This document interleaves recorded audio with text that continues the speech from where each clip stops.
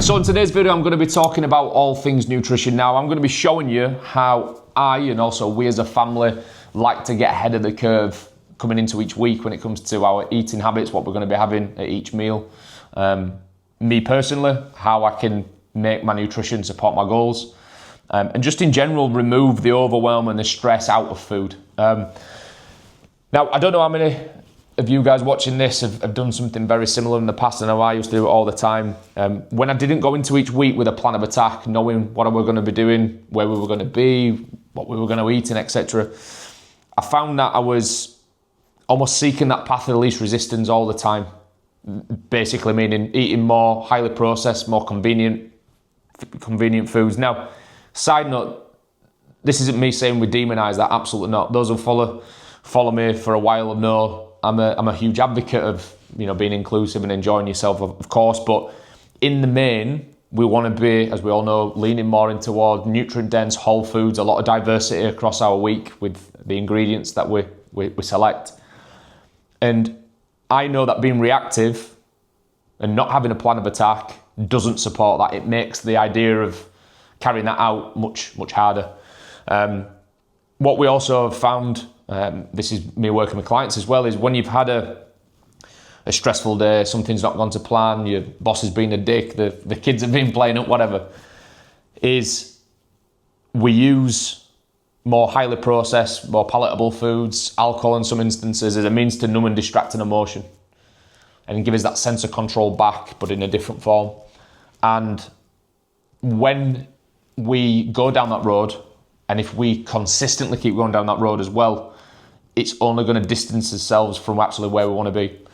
So in order to eliminate that, we know life's not going to change, right? We know we're always still going to be having these things that are going to stress us out and, things that are going to throw us a few curveballs at times. So it's our responsibility to be like, right, well, what am I going to do about it then? How can I get ahead of the curve so then I aren't distracted when these things will inevitably, present themselves to us? So this is why, once again, planning is so vitally important. We like to, as a family, sit down then on a Sunday, usually when Sienna has her afternoon nap, so we're not distracted, and we will plan what our eating for those next 7 days are going to look like. So obviously our evening meals, I'll be factoring in my breakfast, my lunches, what we're going to be doing as a family. So if we've got any plans on, we can obviously factor that into our thinking. But I think it's just having that plan of attack and having that safety net of knowing, right, well, at least our food for the week's, boxed off. And you're still going to have these days, right? You're still, just because you've created a meal plan for the week doesn't mean that stress goes out the window. It absolutely does not. But what it means is that the stress isn't going to dictate to you as much. It's not going to overwhelm you as much. And you were more likely, if, for example, you've prepped food, you've planned meals in, you might have already batch cooked a couple of meals to the start of the week. You know that you're coming home to a plan already being taken care of. Future decisions and future questions have already been answered, and it alleviates a lot of that overwhelm. And what it does is it shifts that control back onto your side of the court. It's like, right, I might have had a shit day, but I'm not going to then have an unnecessary ripple effect in the rest of my week, or in this instance, my food, right? There's a couple of benefits as well, I feel, aside from the obvious, when it comes to planning in this way. It saves us so much time, so much time. What we do, like I said, on a Sunday, we're booking for a click and collect, our slot for Monday morning. So I'll train, and then on my way back, I'll be picking the food up. Now, getting that time back means then that's just more energy I can put into other things, other tasks, and it doesn't mean that I'm having to spin more plates as well on that particular day. What we used to find as a family is we used to do like multiple shops a week. We do like small little shops over every couple of days, 2 or 3 days. Because we were being reactive to food, we didn't have ingredients in or meals in, so we're like, shit, right, we need to go to the shop again. So whilst it was obviously costing us more money, it was costing us more time as well. So doing this click and collect has just been a massive game changer for us as a family. Number 2, the obvious one, is when you are actually planning out what you're going to be eating, you're more controlled with obviously the ingredients that you're obviously going to be buying. And it's going to as well control what's coming into the house.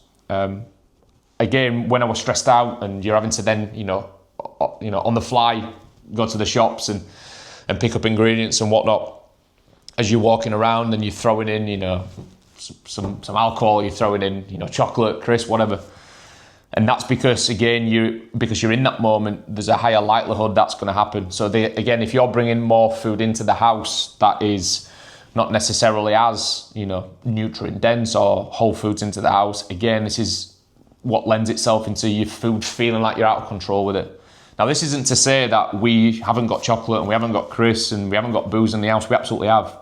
But we're bringing it into the house in a much more controlled setting. Whereas if you're having to walk around the supermarket, you're chasing your ass, you're pressed for time, you're tired, you're stressed out, you're hungry, you're just throwing anything in. So this has really allowed us to create somewhat of a boundary really with us as food intake as well. One final one is we can be quite smart and strategic with our meals that we select by almost making ingredients complement other meals. And so we can almost kind of cook in bulk, and, you know, for example, a big pack of beef mince could see us over, you know, 2 meals. So it takes the overwhelm out of, right, shit, what we're going to be having to eat, and that almost decision fatigue leads you down the road of, fuck it, we'll just, again, get a takeaway. So trying to factor in ingredients that will be able to be used either bulk cooking or, you know, across the week with different recipes really. Now, is this going to work for everybody? I'd encourage it to, absolutely, but it also as well, this works for us as a family. This works to what we do week to week, how it works for us in terms of the dynamic as a household. And it's just give us so much more time back. And also as well, going into each week, it's removed so much stress as a result. I also as well, on a personal note, when it comes down to my breakfast and lunches, is I like to rotate between every 3 days. So I will be planning in meals that will see me through from Monday, Tuesday, Wednesday, and then on Wednesday I'll be able to rotate and do different meals just to mix things up really. I think sometimes we think that we need to be going into each meal like Michelin star standard, spending fucking hours on end in the kitchen. Like, no, like I'm going to be showing you on this video how easy my meals are to prepare, how efficient my meals are as well, and also as well to remove that stress and to increase the chances of me nailing my food, as I also like to rotate the same meals as well. So I'll be having a similar breakfast for the first 3 days, I'll be having a similar lunches over those next 3 days, and then I'll switch out again. So I can cook, basically it allows me to prepare and cook in bulk, right? So yeah, any tips, any pointers, any inspiration that you can get out of this video, amazing. If it means that it's helping improve how you guys eat day to day, week to week, if it removes the stress and overwhelm of your nutrition, if it can save you a bit of money as well in the process, happy days. I think one final note before I go into it is we always as well like to eat as a family.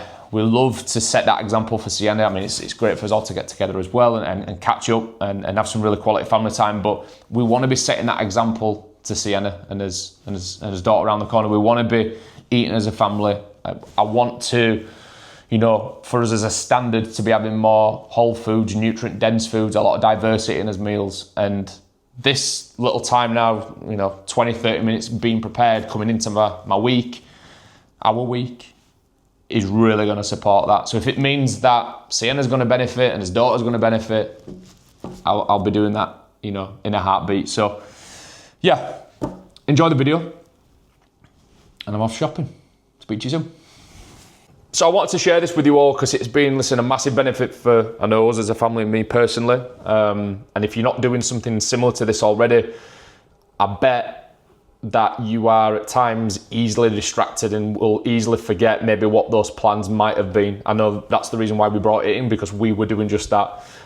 It's having a weekly planner to hand that's more of a visual cue, a visual reminder as to what each meal is going to be saying, what the rest of the week's looking like. Also as well, you can factor things in. If there's any last minute changes, obviously you can accommodate for that.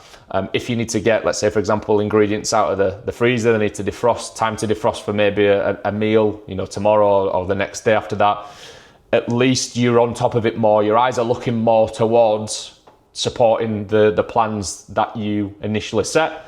and increasing your chances of actually seeing those through. We also use this shopping list as well on the right hand side. If there's any ingredients that we might have run out of, or things that we need to make sure we have for the following week, we use this shopping list quite a lot as well. So yeah, listen, you can get these off on Amazon. I think both of these were like 15 quid together.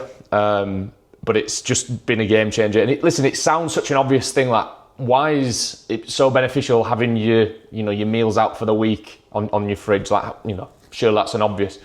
But I know when you're not being reminded, of what the rest of the week's saying, life can easily distract you. Whereas we now know, right, the next 7 days are locked in, we're more likely to, like I said, see these plans through because we're being reminded of them all the time. So yeah, if you don't do something like this already, I would strongly encourage you to start doing it. Thank you very much, mate. Leave all swaps in here if you don't need them, yeah? Yeah, you want to do it on your end though? Of course not, yeah. Cheers, Cheers, mate, thanks a lot. Welcome back to IP's Cookery channel.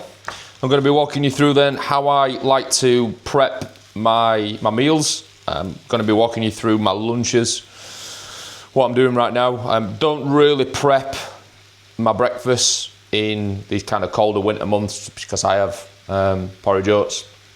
I want something warm in the morning. So yeah, it's quite hard to prep oats. So hence me showing you this. What I like to do before I get into it is I'm very big on efficiency. And I'm also very big on not unnecessarily complicating what should be a very simple and basic concept of how to construct a plate of food. And when we're talking about the prep side of things, bulk prepping, getting in kind of ahead of the curve with your meals, I'm all about, like I said, making them super simple, quite time efficient. Because let's say, for example, you are required to spend hours and hours prepping your meals, you ain't going to do it. I think that's almost a stumbling block, a barrier of entry for a lot of people, as they think prep is going to require spending hours and hours on a Sunday afternoon prepping your food, and it really isn't. I mean, some people love doing that. If you've got a lot of time on your hands, if you want to do that, you crack on. But as a dad, I don't have that time. So it's meeting what I need to do versus what I can do in the middle. And for me, spending 20-25 minutes every 3 days helps me do just that. So what I'm doing right now, and what's nearly finished actually, is I like to bulk prep a protein source and a shit ton of veggies. So what we've got here then is 600 gram of chicken breast with some fajita seasoning. And then I've got peppers, onions, and some tender stem broccoli. And those are going to be the staples across the next 3 meals. What I'm going to be doing, just to add a little bit more variety and kind of chop and change things up, just so I'm not eating the same meal day in, day out, which, side note, some people love doing that.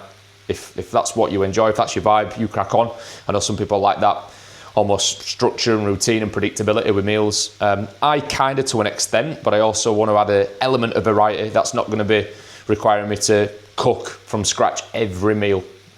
So yeah, and then I'll chop and change my carb sources out. So I've got sweet potatoes, some rice, and some noodles. Again, leaning into efficiency. So I'll be looking to prep some sweet potatoes now, stick them in the air fryer. And my noodles are super simple. They'll take about 3 or 5 minutes in this pan, and then obviously 2 minutes microwave rice, and you're good to go. So yeah, I wanted to show you what I do and to probably help